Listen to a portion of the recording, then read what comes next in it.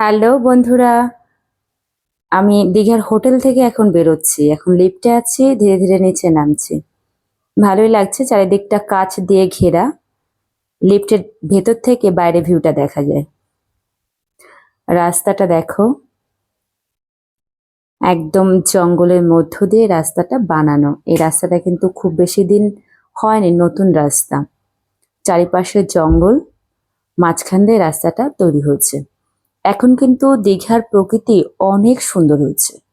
আগে একটা কেমন একটা ভয় ভয় লাগতো, চারিদিকে একটা গভীর জঙ্গল মনে হতো।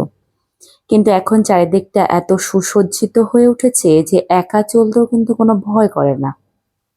আর রাস্তাটা এত সুন্দর করে সাজানো, মানে এত সুন্দর করে তৈরি করেছে, সে মানে সিম্পল ইট দিয়ে না। দেখো রাস্তাটা কত সুন্দর করে তৈরি।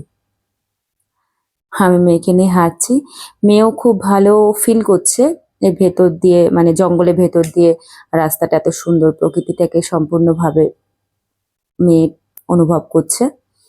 আমি এরকম ভিডিও করছি, মেয়ে কিন্তু অনেকটা বিরক্ত হচ্ছে যে তুমি সময় দিচ্ছ না আমাকে।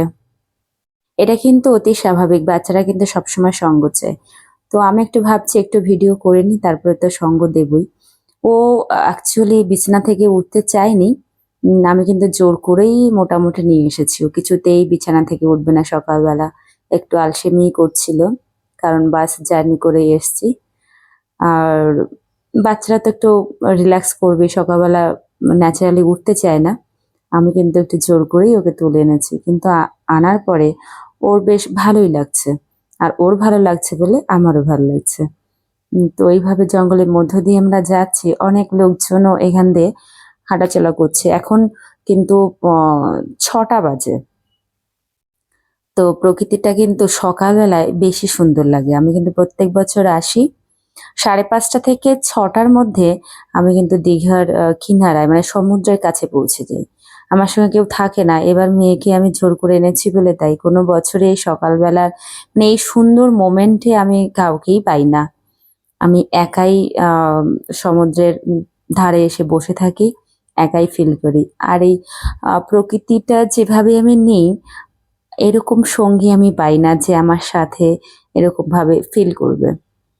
সত্যিই পাই না। এটা একটা কিন্তু বড় দুর্ভাগ্যজনক একটা ব্যাপার আমার জন্যে।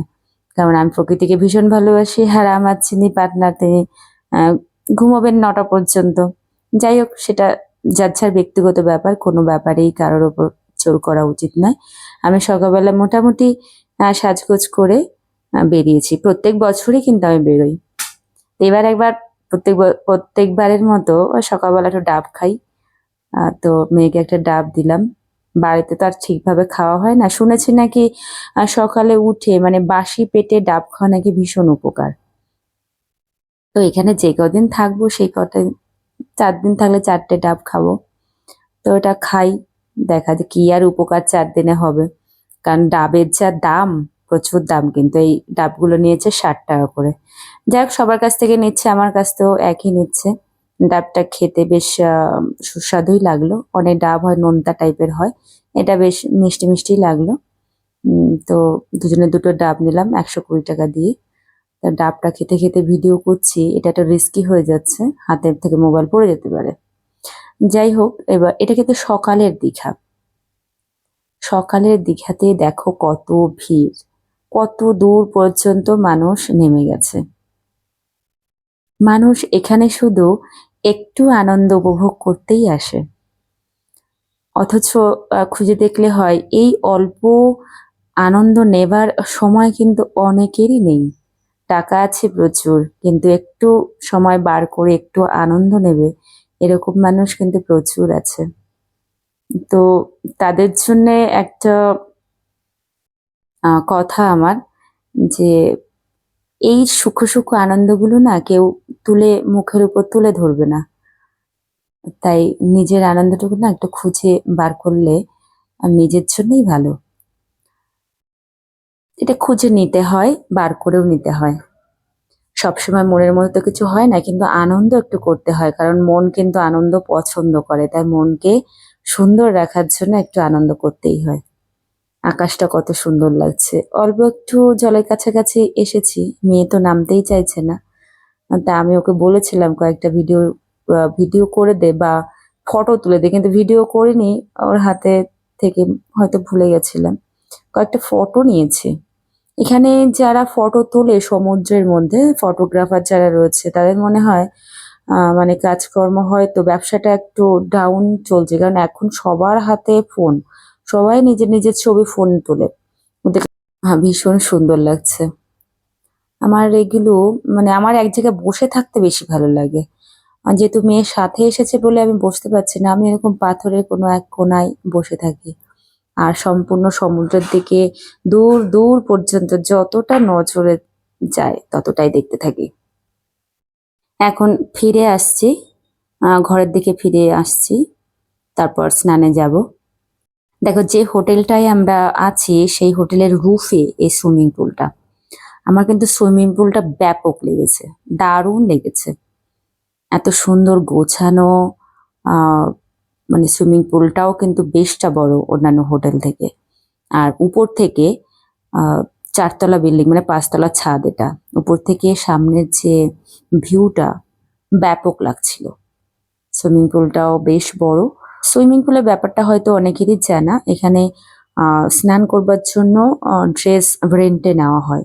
এখানে কেউ যদি ড্রিঙ্ক করতে চায় তো তার ব্যবস্থাও এখানে রয়েছে। রাতের যে ভিউটা, মানে যে সামনে যে পার্কটা আছে, রাতে ঢুকেছিলাম আমি, তো সেখান থেকে ভিডিও করবার চেষ্টা করছি। খুব একটা ভালো ভিডিওটা হচ্ছে না, কারণ আমার মনে হয় মোবাইলের ক্যামেরাটা অতটা ভালো নয়, ঝাপসা আসছে, নাকি রাত্রেবেলা বলে এরকম হচ্ছে, আমি ঠিক জানি না।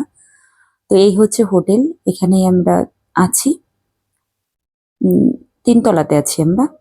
যাই হোক, এখানে আমি একা একা ঘুরঘুর করছি।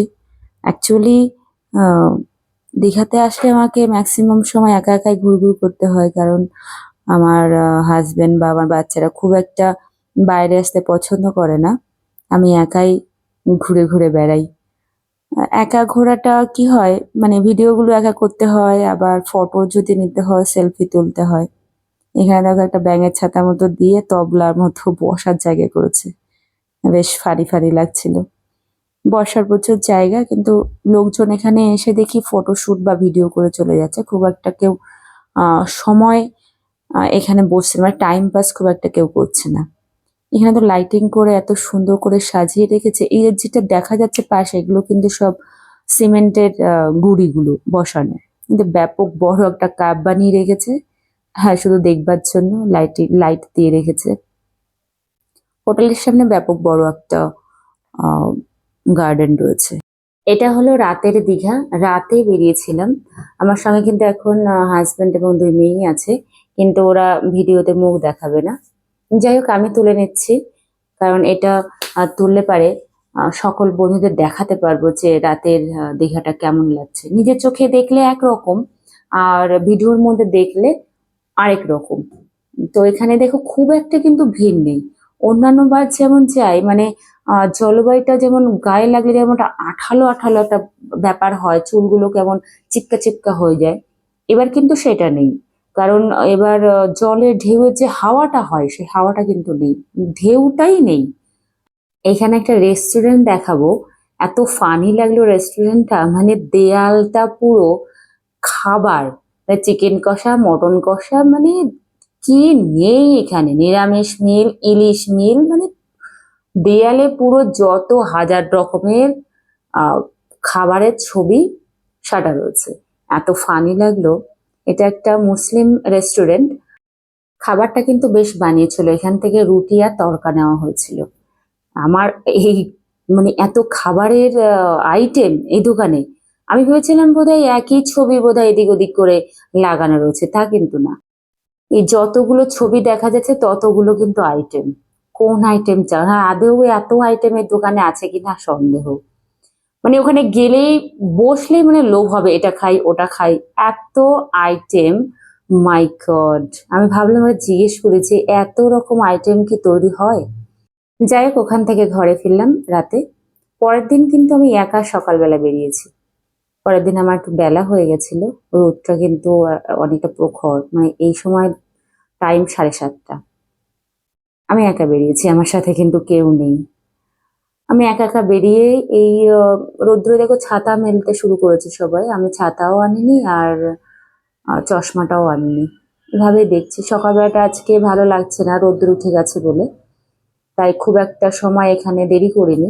দেখো জলটা কত দূরে, জলের ঢেউ নেই। আজকে 2 দিন হয়ে গেল জলে কিন্তু কোনো ঢেউ নেই। আর হাওয়াটাও সমুদ্রের পাশে যে হাওয়াটা হয়, সে হাওয়াটা কিন্তু একদমই নেই। একটা গর্জন শোনা যায়, সেই গর্জনটা নেই, হাওয়াটা নেই, জলের প্রভাবটা নেই। একটু দীঘাটা মরা মরা লাগছিল ওই ক্ষেত্রে। তবুও যে বৃহৎ সমুদ্র, সেদিকে তো তাকিয়ে থাকতে ইচ্ছেই হয় আমার। যেটা বারবারই বলছি যে প্রকৃতির এই দৃশ্য, এই সমুদ্রের এই দৃশ্য আমার খুবই ভালো লাগে একা বসে থাকতে। তো এত রোদ্দুরে আমি একা বসে থাকতে পারবো না, তাই কিছুটা এগিয়ে যাচ্ছি। যেতে যেতে আবার ঘুরে এলাম। এবার আমি বাড়ির দিকেই যাব, কারণ 7:30 বেজে গেছে, কারণ আমার ঘরে ঢুকতে ঢুকতে 8টা বেজে যাবে। আর 8টার সময় কিন্তু ওখানে খাওয়া দাওয়া শুরু হয়, মানে ব্রেকফাস্ট হোটেল থেকেই দেয়। আমাদের যে ভাড়াটা দেওয়া হয়, হোটেল ভাড়াটা, তার সাথে ইনক্লুড থাকে ব্রেকফাস্ট। তো আজকে আমি এখানে ডাব খাইনি। আহ, খেতে ইচ্ছা করছে না এখানে, কারণ এতটাই রোদ্দুর, শুধু হেঁটেই যাচ্ছে হেঁটেই যাচ্ছে। দেখো দীঘায় কিন্তু সেই লোকজন কিন্তু তেমন দেখা যাচ্ছে না, কারণ রোদ্দুরটা অনেকটাই উঠে গেছে। হ্যাঁ, এই যে ব্রেকফাস্টের জন্য আমি ওদেরকে তুলে নিয়ে চলে এসেছি। হোটেলের ব্রেকফাস্টের যে জায়গাটা দেখো কত সুন্দর, ভীষণ পরিপাটি। আর এখানে এত সুন্দর মিউজিক বাজছে, এত সাইলেন্ট মিউজিক, মিউজিকটাই মানে মনটাকে ভরিয়ে দিচ্ছে। কত খাবার আইটেম, মানে আমার মনে হয় 150 থেকে 200 খাবার আইটেম, প্রচুর খাবার, মানে কোনো কিছু বাদ নেই এখানে, একমাত্র আটা রুটি ছাড়া সমস্ত কিছু, সমস্ত কিছু। তো এখানে খেতে খেতে কিছুটা সময় স্পেন্ড করাই যায়, আমি করেওছিলাম, কিন্তু আহ, খুব একটা গল্প করা যায় না, তো মানে হয় না, বাচ্চাদের সাথেও হয় না, হাজবেন্ডের সাথেও খুব একটা হয় না। এই যে হচ্ছে আমার মেনু সকালে, ইডলি নিয়েছি, চাটনি নিয়েছি, সাম্বার নিয়েছি, আর ওটা মেদু বড়া বলা হয়, এটা আবার খুব ভাল লাগে। এই দুটো জিনিসই কিন্তু আমার খুব প্রিয়। খাওয়ার পর আমি হোটেলে ঢুকে গেছিলাম, আর বেরোনো হয়নি। তারপর সন্ধ্যায় বেরিয়েছিলাম।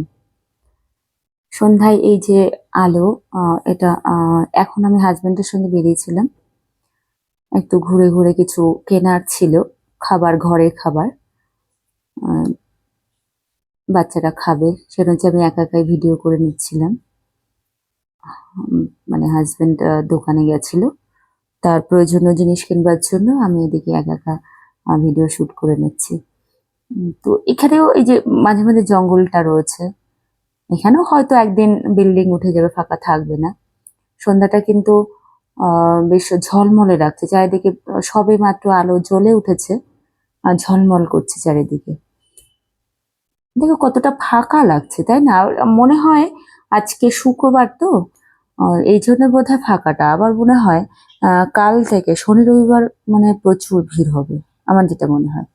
আরেকটা কথা শেয়ার করা হয়নি, আমরা যে সি ভিউতে উঠেছিলাম, ওই হোটেল থেকে আমরা চলে এসে এই গীতাঞ্জলি হোটেলে এসেছি। এটা হচ্ছে গীতাঞ্জলি হোটেল, যেখানে আমরা প্রত্যেক বছর আহ ছুটি, মানে ছুটি না, এখানে প্রত্যেক বছর দীঘা এসে থাকি।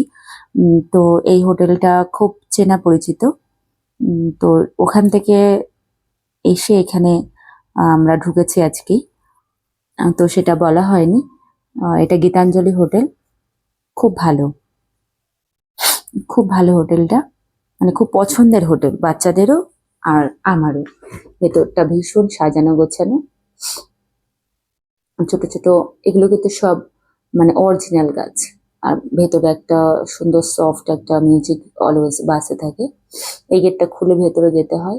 এটা ড্রয়িং রুমের মতো সাজানো, এখানে কেউ চাইলে সময় কাটাতে পারে, বা বন্ধু বান্ধব বাইরে থেকে আসলে এখানে আড্ডা দিতে পারে। ভীষণ সুন্দর করে গোছানো, প্রত্যেকটা গাছ কিন্তু অরিজিনাল, আর্টিফিশিয়াল নয়। বেশ ভালো, কিন্তু সময় এখানে কার সঙ্গে বা কাটাবো, আমার লোকজন তো সব উপরে, এখানে ওরা কেউ বসতেও চায় না, কিন্তু আমার ভীষণ ইচ্ছে হয় এখানে একটু বসি। রাতের যে দীঘাটা, মানে আমি ছাদ থেকে দেখছি। ছাদের উপর একটা বড় ব্যালকনি করা আছে। ওখান থেকে এই নিচের যে দীঘাটা, এই আমি উপর থেকে শুট করছি। নিচের এই দীঘাটা কি অদ্ভুত দৃশ্য, কি অদ্ভুত, মানে এত ভালো লাগছে।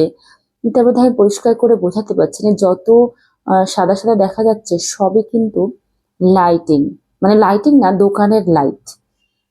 এত সুন্দর গোছানো লাগছে। আর দোকানপাট তো সবই সরকার থেকে করে দেওয়া, ওরা বোধহয় রেন্টে নিয়েছে বা কেমন করে আছে জানি না, বাট সরকার থেকে করে দেওয়া। তা এত সুন্দর লাগছে, মানে মনে হচ্ছে এটা শহরতলি উপর থেকে, মানে যেমন পাহাড়ে হয় না, ওইরকম লাগছে ছোট ছোট মানুষগুলো। তো আমি ওই জন্য একটা শ্যুটটা করে নিলাম। সো বন্ধুরা, আমার দীঘার ট্যুরটা কেমন লাগলো অবশ্যই কমেন্ট করে জানিও, এবং একটা লাইক করো এবং বন্ধুদের মধ্যে শেয়ার করো। ভালো থেকো, সুস্থ থেকো, এবং এবং একবার দীঘা ঘুরে যেও। Bye bye.